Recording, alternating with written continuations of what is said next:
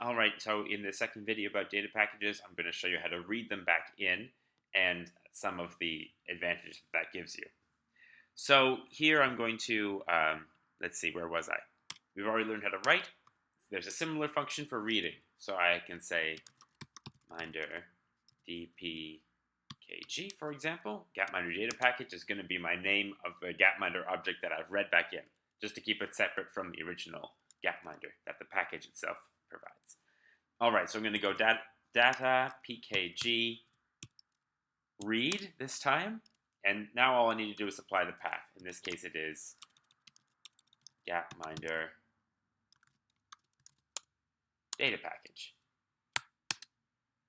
Okay, it says reading file, and it read in my CSV. And now I'm going to look at this thing. So I'm going to just go str structure on that object and see what I got. Whoa, that is definitely not Gapminder itself. What on earth is this? Well, what we've got here is a similar situation to what CSVY was giving us. It's giving us something more complicated than just a data frame. It's a data frame with other info on it. So what you're seeing here is the view of a list. Each element in the list is indicated with a little $sign and then its name, and then sub-elements are these little dots here. So it's got this hierarchical structure, which takes a little practice to navigate, but it is advantageous because you can have more than one file in your data package. Essentially, the hierarchical nature of these lists is really helpful because sometimes your data is hierarchical, or sometimes your data is complicated and has a bunch of different parts. So this can catch all of that. So we're just going to learn how to read through it right now.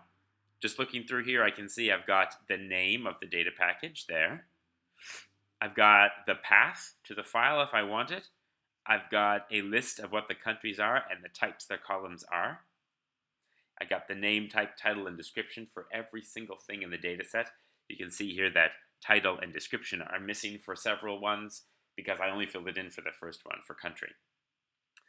And down here in the actual part of this list called data, you see the Gapminder data, and it actually looks like that must be our data set. And even there, you see each column has got an attribute that's going to tell you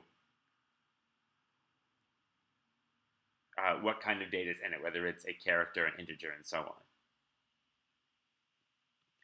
So let's take a look at it, see how we get that information actually in R. So I can go Gapminder dpkg, and then a $sign, and I see a list of the things inside of it. So I probably just want the data set, the Gapminder. There's my data set. So I had to use these $signs to get the data out again. But there it is.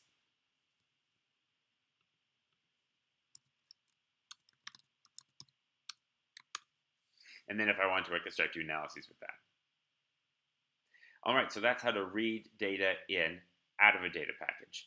I'm just going to, as an appendix, note one thing that I pointed out also in CSVY, that this metadata is useful to you even without the whole communication thing, because you can control how columns are read in directly in the metadata file. So if for whatever reason I wanted to keep, say, year as a string instead of a continuous number which indicates time, so strings, remember, are words like continent and so on, I can change that line there. Note the column types here, year is int for integer. This is the unmodified data. I'm going to read this data in again, and year is going to become a string. Watch. Do this. There you go. Year is now stored as CHR, meaning character.